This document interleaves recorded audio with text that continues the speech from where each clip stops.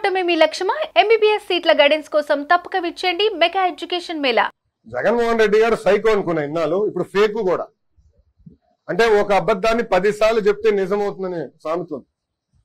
అట్లా చెప్తా ఉంటారు అబద్ధాలు. అందుకే ఫేక్ జగన్ అని ముద్దుగా పేరు పెట్టిన. మీరు చూస్తే మన ఎన్డీఏ ప్రభుత్వం వచ్చిన తర్వాత రోజుకు ఒక అబద్ధం అని చెప్తారు. ఒక ఉదాహరణ, అంబేద్కర్ గారి విగ్రహం దగ్గర అక్కడ ఏమైంది? అంబేద్కర్ గారి పేరు కన్నా జగన్మోహన్ రెడ్డి గారి పేరు పెద్దగా ఉంది. బాధపడిన కొంతమంది దళిత యువకులు వెళ్ళి అది పీకేశారు. ఏం పీకేశారు? జగన్మోహన్ రెడ్డి గారి పేరు పీకేశారు. తొలగించింది జగన్మోహన్ రెడ్డి గారి పేరు, ఇంకేం చేయలేదు వాళ్ళు. ఒక ఇటుక ఎరగలేదు అక్కడ, ఒక చెట్టుకి ఎలాంటి ఇబ్బంది లేదు. కానీ ఇప్పుడు అది పెద్ద గోల్ చేస్తున్నారు. ఏదో అయిపోయింది. ఈ సభలో అడుగుతున్న వాళ్ళందరినీ, విదేశీ విద్య అంబేద్కర్ గారి పేరు పెట్టింది ఆనాటి ప్రభుత్వం, తెలుగుదేశం ప్రభుత్వం. మళ్ళీ అంబేద్కర్ గారి పేరు తీసి జగన్మోహన్ రెడ్డి గారి పేరు పెట్టింది ఎవరు? జగన్మోహన్ రెడ్డి గారి ప్రభుత్వం. దానికి సమాధానం చెప్పండి.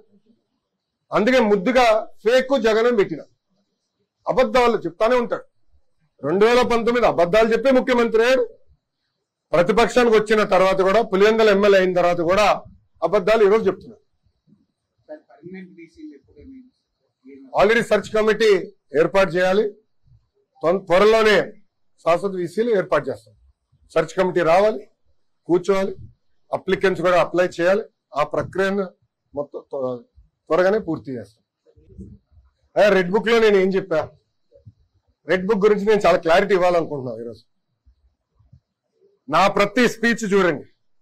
ఎవరైతే చట్టాలు ఉల్లంఘించి కార్యకర్తల్ని, ప్రజల్ని ఇబ్బంది పెట్టారో వాళ్ళని నేను వదిలిపెట్టాను అని స్పష్టంగా హామీ ఇచ్చాను. మళ్ళీ రిపీట్ చేస్తున్నా, చట్టాలు ఉల్లంఘించిన ఓకే. జోగి రమేష్ గారు అబ్బాయి ఏం చేశాడో ప్రజలు తెలుసుకోవాలి. అగ్రిగోల్డ్ భూమి పత్రాలు తీసుకుని ఫేక్ పత్రాలు సృష్టించి అతని పేరుపై ట్రాన్స్ఫర్ చేసుకుని అమ్మేశాడు. అగ్రిగోల్డ్ బాధితులు చాలా మంది ఇప్పటికీ ఇబ్బంది పడుతున్నారు. వాళ్ళకి రావాల్సిన డబ్బులు ఇంకా చాలా ఉన్నాయి. అగ్రిగోల్డ్ భూముల పైన ఫేక్ పత్రాలు సృష్టించి అమ్మేశాడు, డబ్బులు సంపాదించాడు. అంటే యాక్షన్ తీసుకోకూడదా? తెలుగుదేశం, జనసేన, భారతీయ జనతా పార్టీ ప్రభుత్వం రేపు లిక్కర్లో కూడా యాక్షన్ తీసుకుంటాం, ఇసుక దండాల్లో కూడా యాక్షన్ తీసుకుంటాం. అంటే అడ్డగోలుగా ప్రజల భూమి దోచేసినా మేమేం పట్టించుకోకూడదా? నేను ఆనాడు హామీ ఇచ్చా, ఊరూరు మాట్లాడా ఎర్ర బుక్ గురించి. ప్రజలకి నేను హామీ ఇచ్చా, ఎవరైతే చట్టాన్ని ఉల్లంఘించారో వాళ్ళని నేను వదిలిపెట్టే ప్రసక్తే ఉండదు అని నేను ఊరూరు మాట్లాడాను స్వామి. ఎర్ర బుక్ పట్టుకుని తిరిగా చూపించా ప్రజలకి. అందుకే ప్రజలు మాకు అంత అద్భుతమైన మ్యాండేట్ ఇచ్చారు. దాని ఒక్కోళ్ళే కాదు, అందరం కలిసికట్టుగా పోరాడడం. దాంట్లో భాగంగా రెడ్ బుక్ ఒక మ్యాండేట్ మాకు. నేను ఊరూరు చూపించా రెడ్ బుక్. నేను ప్రతి పబ్లిక్ మీటింగ్ లో చూపించా. ప్రజల నిన్న ప్రతి నియోజకవర్గంలో మేము గెలిచాం. సో ప్రజలు మాకు అంత క్లియర్ మ్యాండేట్ ఇచ్చారు. సో ప్రజలు కూడా చాలా క్లియర్ గా ఉన్నారు. ఎవరైతే తప్పు చేశారో వాళ్ళు వదిలిపెట్టొద్దని క్లియర్ గా చెప్తున్నారు. అది అమలు చేస్తాం.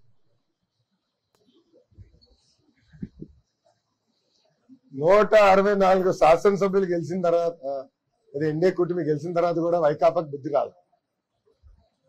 చంద్రబాబు నాయుడు గారు చాలా స్పష్టంగా నో హార్స్ ట్రేడింగ్, వాళ్ళ పార్టీ వాళ్ళని తీసుకునేదానికి లేదు. ఎవరైనా వచ్చి కూటమిలో చేరాలనుకుంటే రాజీనామా చేసి రావాల్సిందే అని చాలా స్పష్టంగా చెప్పారు. గతంలో మనం చూసాం లోకల్ బాడీ ఎన్నికలు ఎట జరిగినాం. తెలుగుదేశం, జనసేన, భారతీయ జనతా పార్టీ కార్యకర్తల్ని ఇంట్లో కట్టేసి హౌస్ అరెస్టులు చేసి బయటికి రానికుండా అనేక ఇబ్బందులు పెడతాం జరిగింది. అడ్డగోలుగా రిగ్గింగ్ చేసి గెలుస్తాం జరిగింది. దాంట్లో భాగంగా వాళ్ళకి సూపర్ మెజారిటీ ఉంది. సో చంద్రబాబు నాయుడు గారితో మేము అందరం చర్చించినప్పుడు, పార్టీలో చర్చించినప్పుడు చాలా స్పష్టంగా నో హార్స్ ట్రేడ్. నాకు ఒక ఎమ్మెల్సీ ముఖ్యం కాదు, చాలా క్లియర్ గా ఉన్నాను. ఏమన్నా పార్టీలో చేరాలంటే రాజీనామా చేసి రమ్మని చెప్పండి, అప్పుడే మనం ఏమైనా చేద్దాం తప్ప, లేదంటే ఏదో ఒక ఎమ్మెల్సీ గెలిచేదానికి వాళ్ళని తీసుకుంటే కరెక్ట్ కానే కాదు చాలా స్పష్టంగా చెప్పారు. సుమన్ టీవీలో మీ పర్సనల్ అండ్ బిజినెస్ ప్రమోషన్స్ కోసం కింది నెంబర్కి కాంటాక్ట్ చేయండి.